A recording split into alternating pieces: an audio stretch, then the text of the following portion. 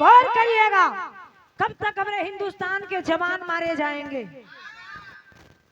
कब तक जवानों की होगी शहादत, बंद ताबूत में घर लाश आती रहेगी। हमारे भारत के कुछ लोग ऐसा बाड़ा लो कि हमारे जवानन के शहीद भइला के बाद बस जा करके श्रद्धांजलि दे के अपने पार्टी में लीन हो जाते हैं। लेकिन केकर दुनिया उजर गई, कौना माई के दुनिया से हर चीज छिनल गई, ई क्यों के ना पता है। लेकिन गम सबके हो। गौर करिएगा, जौना माई का बेटवा ये दुनिया से जाले, ए बाबू ओ माई के आत्मा से पूछी, ओकर जिंदगी भर का कमाई और जिंदगी भर का मेहनत सब चल जाली, ओकरे घर में हर वक्त हर समय आंसू गिरेले। लेकिन गौर करिएगा, हमारा विराह के अंदर एक लाइन बड़ी सुघर गजल का लाइन हो।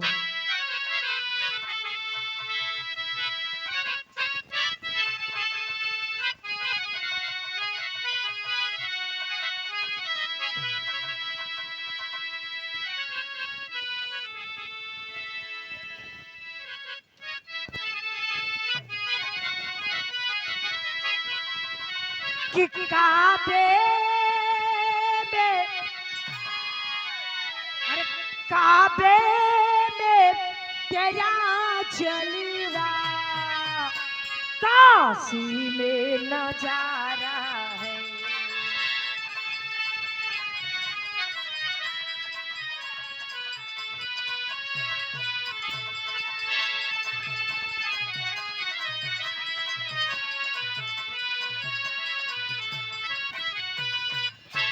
अरे काबे में तेरा जलवा, काशी में नजारा है, हमें भी तो प्यारा है, हमें वो भी तो प्यारा है।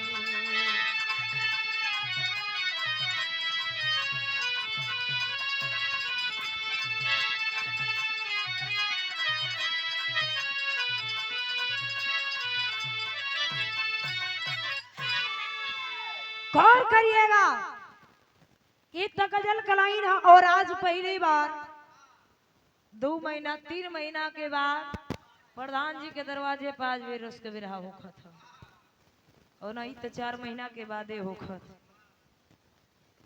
लेकिन कोशिश रही, उतना भी ना हो पाई, लेकिन जितना हो सकी उतना कर ले हम।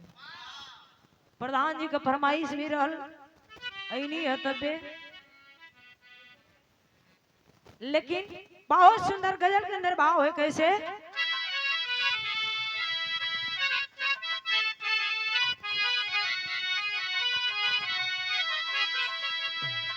कि रग रगी में,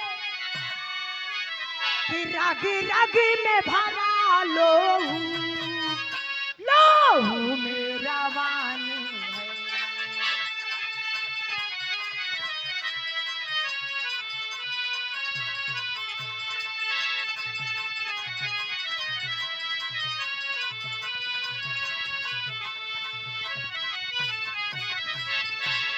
अरे रग रग में भरा लोहू, लोहू में रानी है।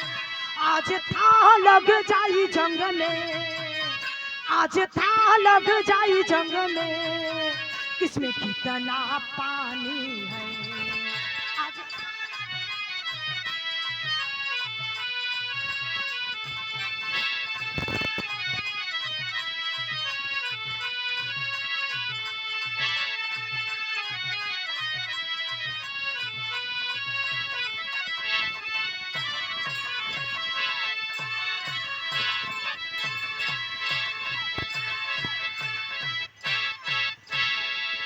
गौर करिएगा,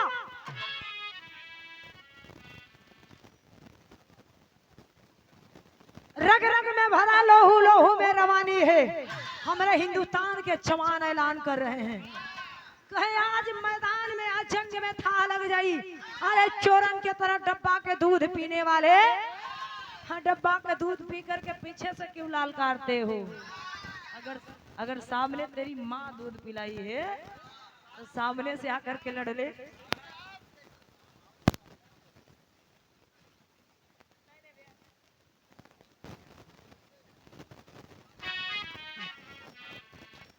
उससे ज्यादा तोरे से लड़ाइयो ना हो पाई, ठीक है।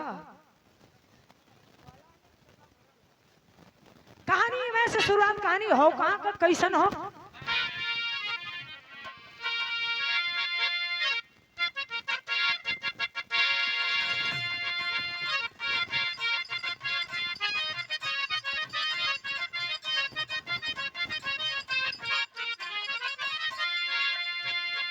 कौन करिएगा।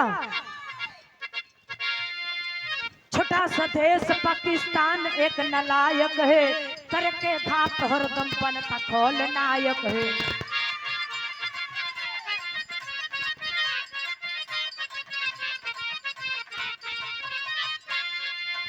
दिल में लाखों सपना सजा के जाते हैं, कुछ दिन बाद वीर लाश बनकर आते हैं।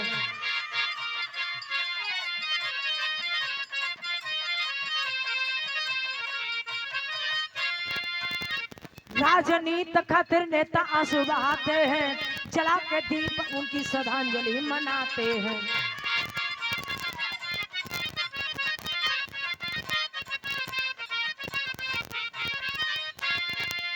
कौन करिएगा। कहानी कहाँ के हो। छोटा सा देश पाकिस्तान, जौना में हमारे हिंदुस्तान के जवान जितने लोग बॉर्डर पे बाड़न, हमारे हिंदुस्तान के जवान जितने लोग बॉर्डर पे बाड़े उतने में पाकिस्तान का पूरी आबादी है। चाहे तो एक दिन में खत्म कर दें, लेकिन धन्य हमारे देश के जवान सबके बचा के लेके चलेलन। ए भैया कहल जाला बहुत अरमान माई बाप को होला, गरीब के लइका जब फौज में भर्ती होला तो माई बाप का अरमान होला कि बेटवा हमार सरकारी नौकरी पौले हो, हमार दुख गरीबी कट जाई, दिन हमार कट जाई। लेकिन जब कुछ दिन के बाद बेटवा लाश बन के शरीर मट्टी बन के आवेले तो माई बाप का अरमान टूट जाला।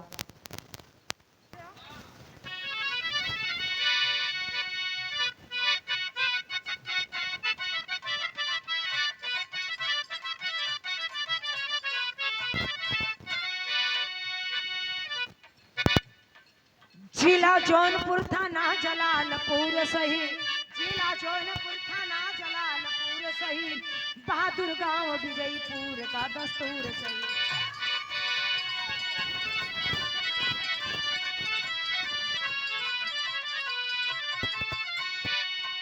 पिता रमाकांत संग उर्मिला मतारी थी, पिता रमाकांत संग उर्मिला मतारी थी, बेटा जीराजीत रेणु मंजू दो दुलारी थी।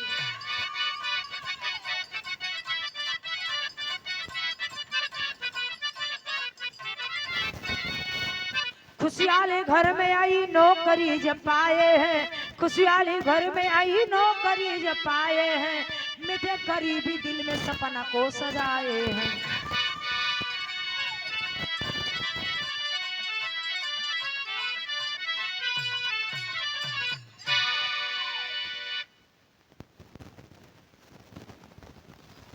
जिला जौनपुर थाना जलालपुर के बगल में बहादुरपुर गांव विजयपुर का दस्तूर है।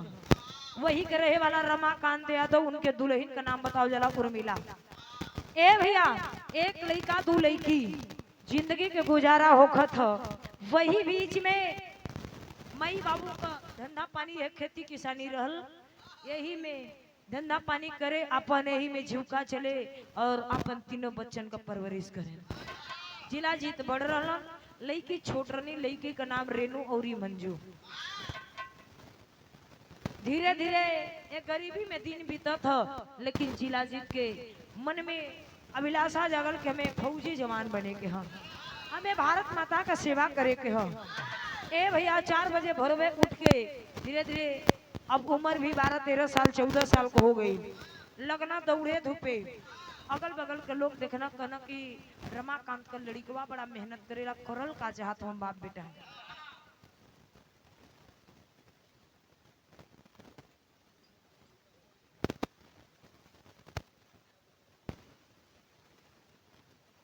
और ये देखिए बड़े भैया लक्ष्मण यादव संग्रुपुर की पावन धरती से बेड़ी से क्या प्रत्याशी हैं, 201 रुपया और साथ में सुंदर पुष्पहार दे करके सम्मान किए।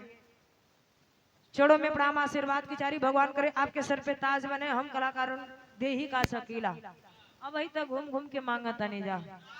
ए भैया जिला जीत के मन में अभिलाषा जागल कि हमें भारत माता का सेवा करे के हो। लगना दौड़े धूपे एक दिन बाबूजी 4 बजे भोरवे उठ के अपने बेटवा का इंतजार करे लगला। घड़ी 6 बजे उले हो। अब जिला जीत लेके गमछा यही कंधवा पे फेंक के और जवान एकदम धूमत के चलल बाड़न। अइलन त बाबूजी सरवा पे हाथ रख के कहलन कि बेटा का करल चाहत हुआ? हम गरीब के पास इतना रुपया पैसा ना, काहे मेहनत करत हुआ? मेहनत भरे के तो खुदे खेती किसानी बा। कलक के बाबू हमके फौजी जवान बने के ह। ए भैया बाबूजी रोहे लगलन, झरझर झरझर आंख से आंसू बहे लगल कि बेटा अरे हम गरीब के पास इतनी रुपया पैसा ना है, जेकरा पास रुपया पैसा रहेला वही के नौकरी नसीब होले। बिना पैसा का नौकरी ना मिलेले। जिला जीत कलंक की बाऊ मेहनत करतनी जिंदगी भगवान का करना अभी नैया के कैसे लेके जालन। अब बाऊ जी भी अपने बेटवा के सपोर्ट में हो गइलन। जब भइलन त भइल का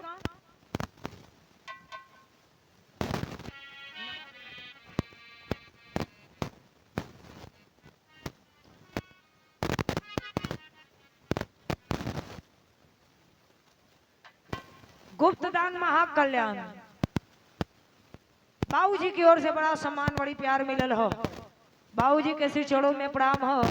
ऐसे ही बनौले रही।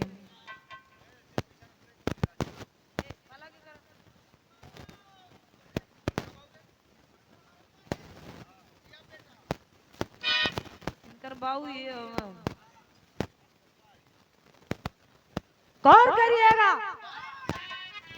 ए बाबू जिला जीत धीरे धीरे नौकरी आइल सन 2014। सन 2014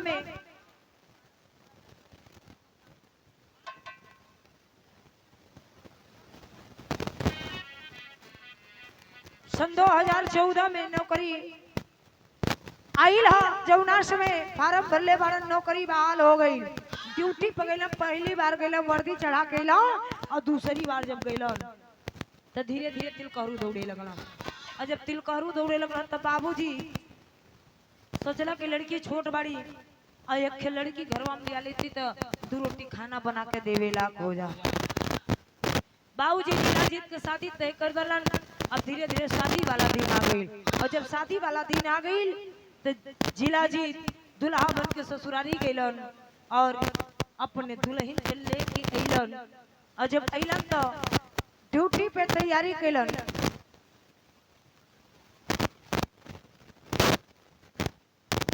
गुड्डू अहमद बाबूजी गौरा के पावन धरती से आपकी ओर से 100 रुपया दे के सम्मान के लिए बढ़ा। सलाम बाबूजी। गौर करिएगा।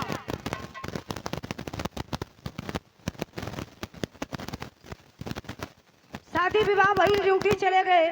और जब ड्यूटी चल गई ए भैया धीरे धीरे समय आ गई। सन 2018-19 के समय है। ये घरवा पे माई बाबू और दुल्हन बाड़ी नई नवेली दुल्हन। ए बाबू जौना दुल्हन का नाम बताओ जाला पूनम।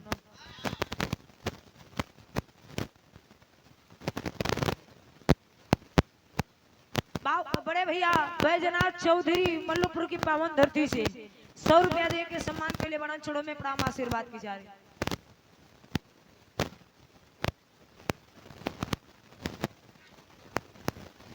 धनंजय यादव बड़े भैया की ओर से आदेश आइल कि जे खाना ना खैले हो जाके आप लोग खाना खा ले। मल्लिकार महोदय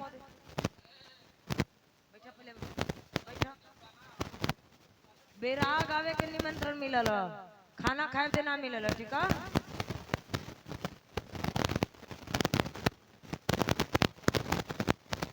गौर करिएगा। ए बाबू शादी बाबूजी तय कैला नहीं। बनारस शहर रामेश्वर के बगल में इंदरपुर गांव में सज सवर के बारात आइल दुल्हन के लेकर के। अब जिलाजीत पहुंचला अपने घरे। अब घरे पहुंचला फिर कुछ दिन के बाद ड्यूटी चल देना, तैयारी बनोला चल देना ड्यूटी। और जब ड्यूटी गई समय आ गई सन 2018-19 के समय है, 19 के समय है। घरवा से खबर गई रोवला के आवाज जात हो। जिला जी पूछे तो फोनवा पे आखिर काहे रोवत हो लोगन, का बात बा? कहलक कि बाबूजी ये दुनिया में ना बाड़न, आप जल्दी से चली आई, आपके सीमा अग्निदान देवे वाला केहू ना हो। जिला जी तुरंत वहां से छुट्टी मिलल और तुरंत अलन अपने बाबूजी का अग्निदान कैलन और 13वीं बिता के चल गलन ड्यूटी। और जब ड्यूटी चल गलन तो ड्यूटी से कहल जाला कि फौजी भाई लोगन के साल में गवर्नमेंट द्वारा 3 महीना की छुट्टी मिलेला। जब 3 महीना के छुट्टी में आइल बारन जिला जी घरे, घर परिवार दुल्हन से माई से लगा हो गई। धीरे धीरे समय छुट्टी कब 3 महीना बीत गई उनके कोनो पता न चलल। गीत बड़ी बढ़िया है।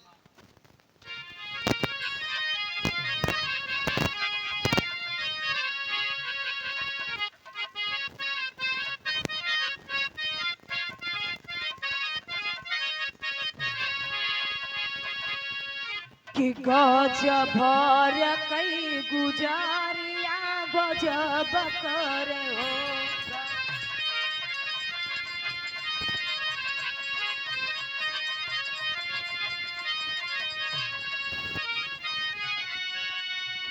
जब पाजरा बोलानिया बताब करे हो, जब पाजरा बोलानिया बताब करे हो, गजब भर के गुजारिया गजब करे हो।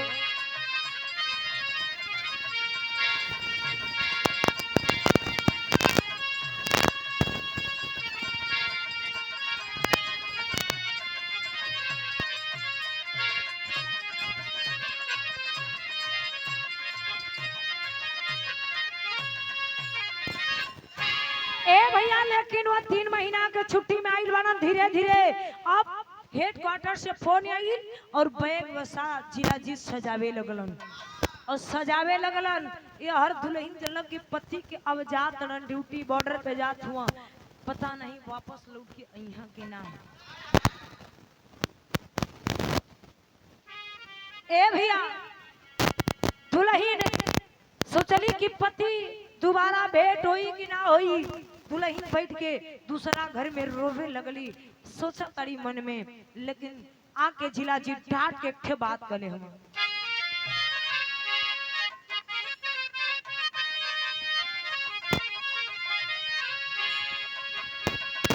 कि पीर फौजी हमें, कि पीर फौजी हमें साजना तोहार धनिया।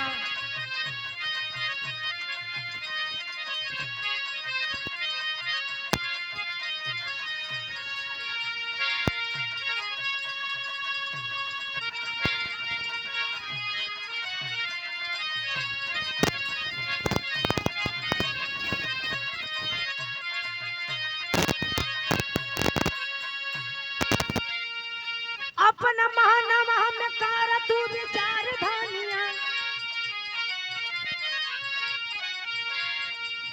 अपना महानामा में कार तू विचार धनिया, अपना महानामा में कार तू विचार धनिया। हो पीर फौजी हमें साजना तोहार धनिया।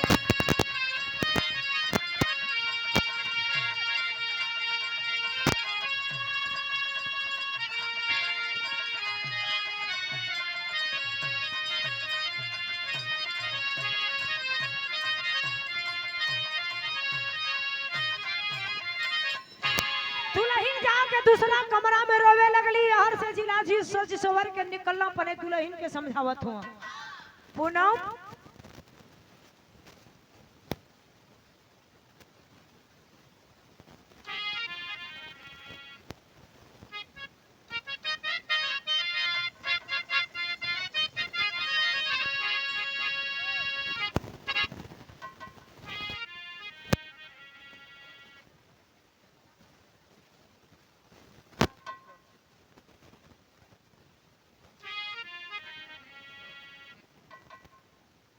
दुल्हन उधर जाके घर में बैठ के रोवत अड़ी। चिल्लाचित करने रे वीर फौजी की औरत होकर के आंख से आंसू बहा रही हो, शोभा नहीं देता है। अरे पागल, ये आंसू का कीमत हमारे बॉर्डर पे ना होले। दुल्हन के कहला किस तनी सुना बड़ी तनी हमारे बात पे ध्यान दो का कहे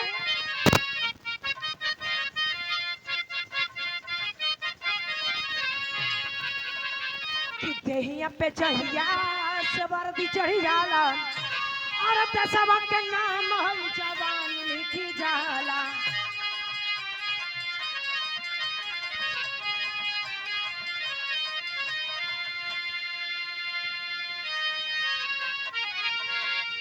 और वीरता ही वीर के और वीरता ही वीर के सिंगार गोरिया अरे सिंगार गोरिया हो वीर फौजी हमेशा जाना तोहार गोरी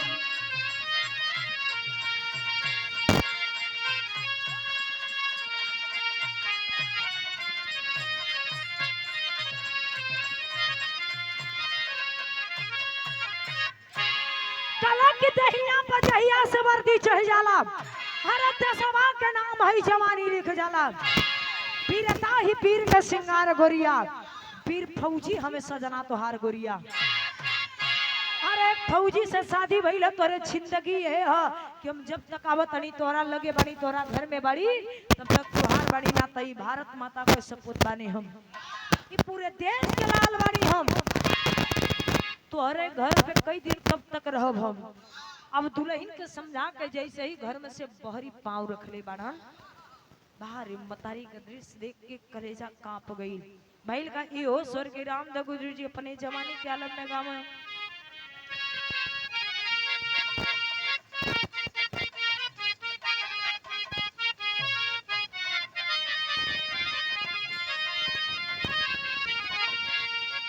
और झूलनी पे उड़नी और झूलनी पे उड़नी जहाजिया उड़ाता हमार पाई राजा ही राजा राधा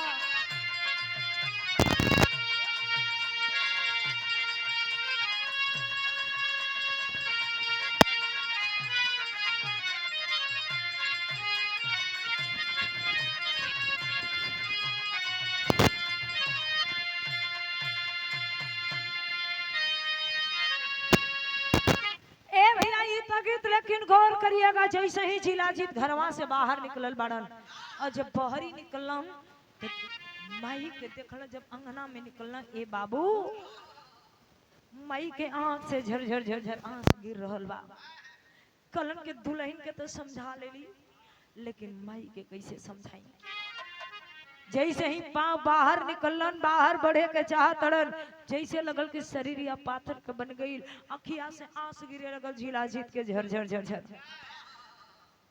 ए बाबू सोचा तड़ा के दुल्हन तो समझा ले लेकिन माई के कैसे समझाई माई के निगाह जब बेटवा पे पड़ल हो माई सोचली कि बेटवा का मनोबल ना टूटे मतारी चाह के कलेजा से लगा के बात कले का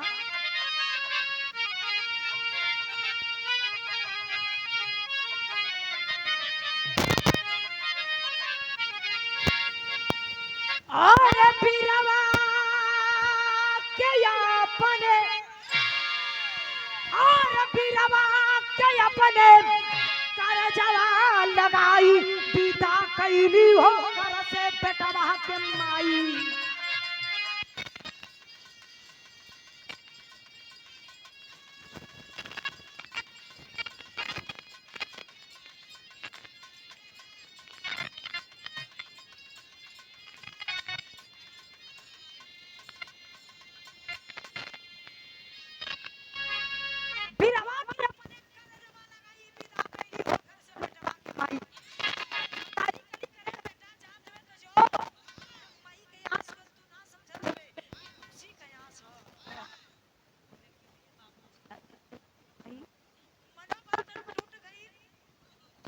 आंख से आंसू गिरा ले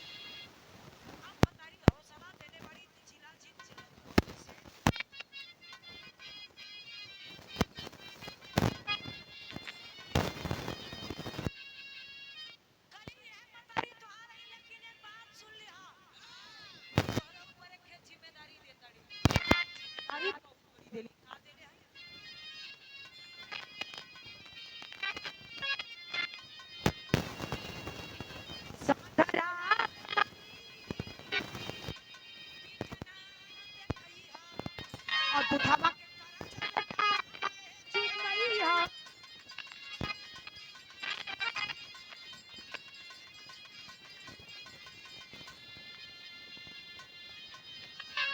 और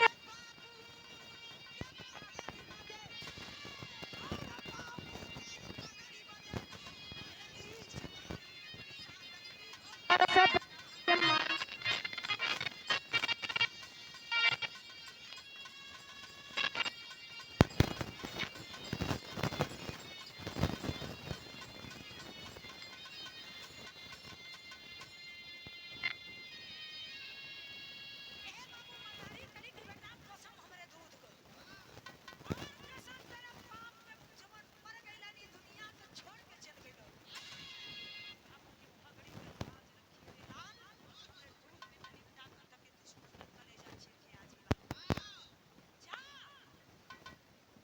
हौसला दिल बड़ी ए भैया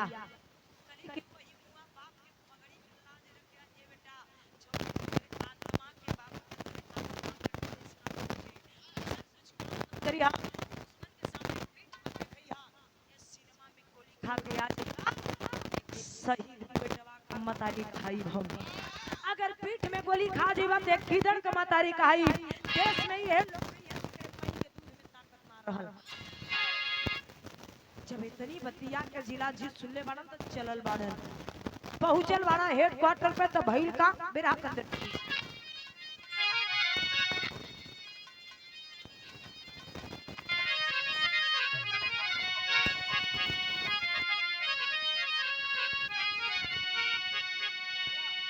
अरे बखेला सरहद ऊपर चढ़ गया, अरे बखेला सरहद ऊपर चढ़ गया, सर पे पाक नजरिया रंग तिरंगा सुपर सुपर सुपर।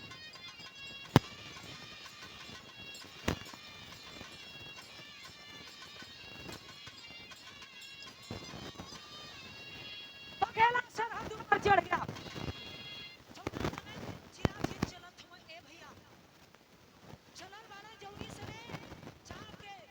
वर्दी और पिस्तौल लेकर के जमुना समेत तोमत के जवान ड्यूटी पे चलल बाड़ा। ड्यूटी लगल लगा श्रीनगर के घाटी, श्रीनगर के घाटी में ड्यूटी लगा जवान चलल बाड़न पेट्रोलियम पहुंचल बाड़ा तब बिरहा के आखिरी के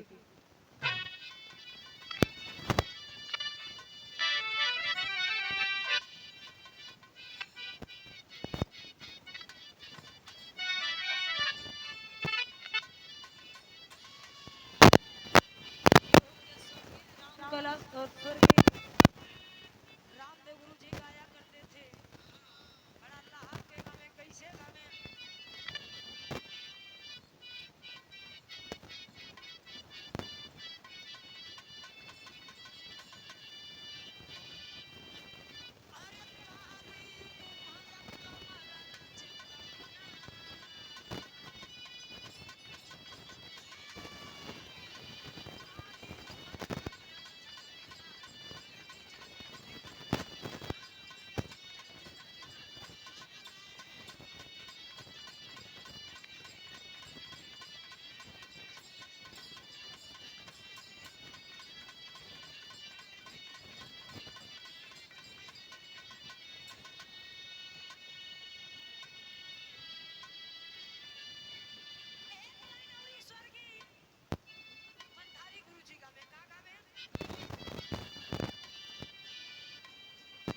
बाबा हम है बोला मैं पानी हो सजनवा।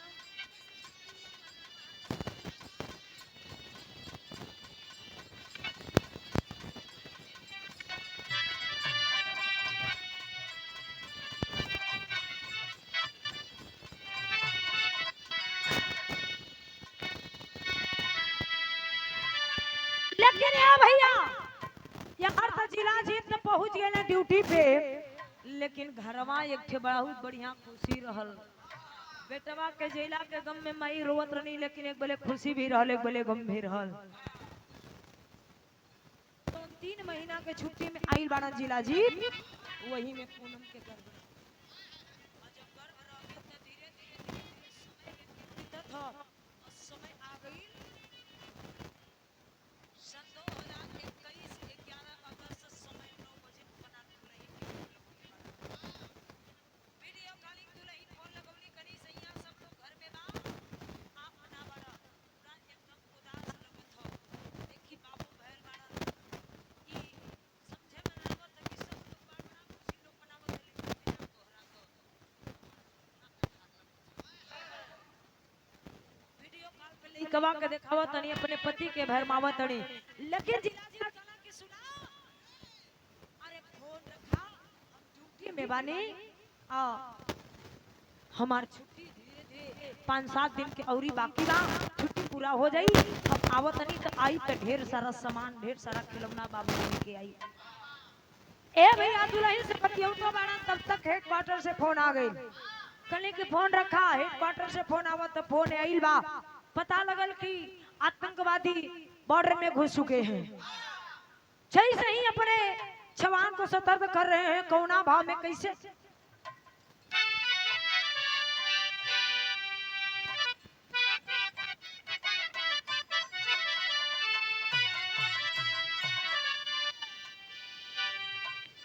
रामा रामा हो रामा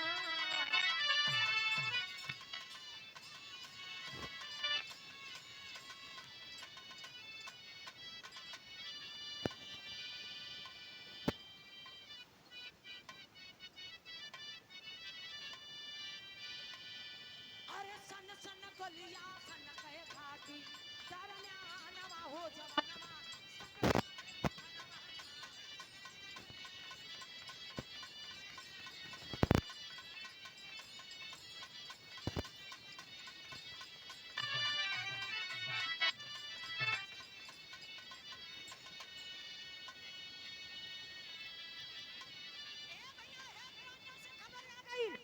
कि गोली चला दीजिएगा जौना समय आदेश कइले बानो तो सर पे कफन बांध करके जवान तैयार हो गइलन और चल देलन अपने पूरे टोलियों के साथ तो चलल बानो तो कइले कावड़ जब देखला कि दुश्मने को टोली सामने पड़ल हो तब जिला जी पहला का सबसे अपहरणहार जवान रहलन कैसे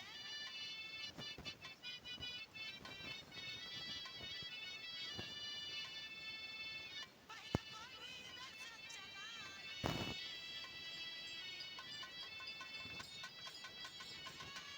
सनकत गोली उधर से आई गिर गिरले बछाड़ा खाई चलन ही दिया है सीना दिया है सीना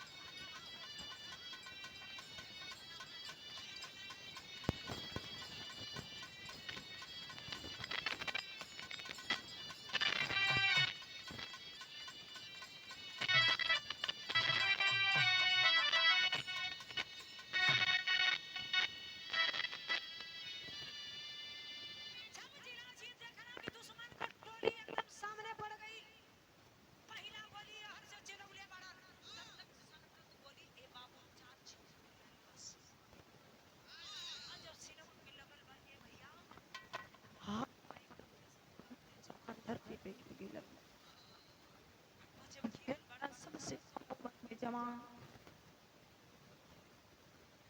जब धरती पे गिरल बाड़न ए भैया कहल गई कि पानी बरसे चाहे पत्थरवा पहला पे खड़ा सारे जवान आगे निकल गइला अब वहां जिला जी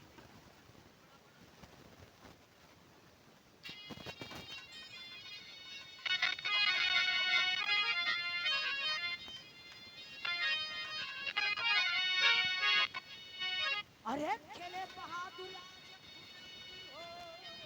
गोली लागल अरे खेले बहादुर गोली लागल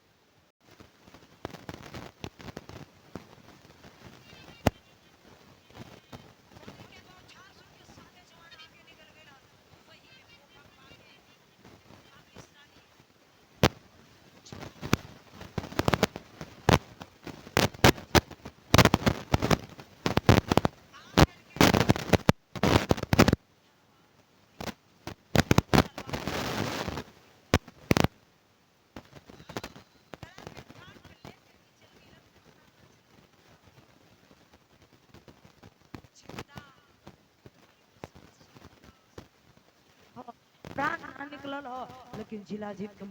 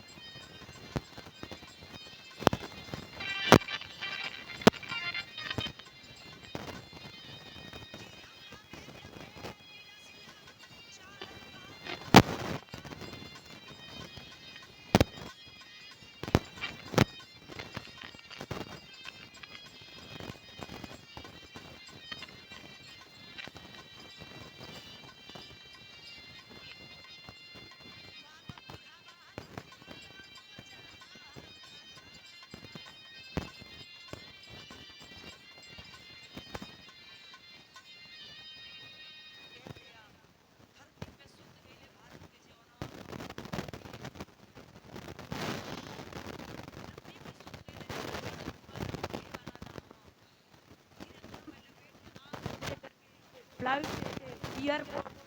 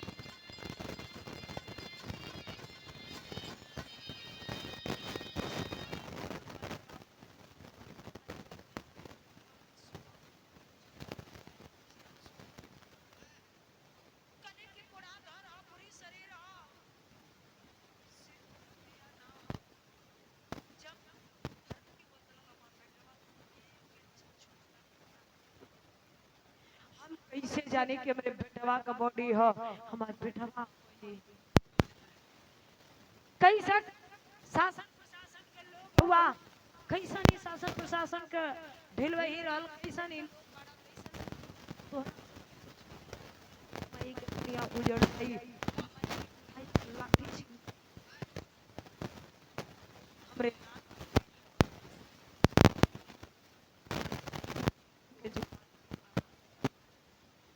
के हुई वो शब्द ना बोल।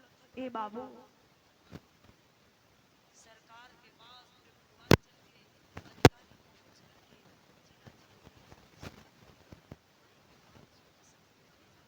वही भेड़िया का चिरक शिलाजीत का दुल्हन चमचमाती हुई गाड़ी से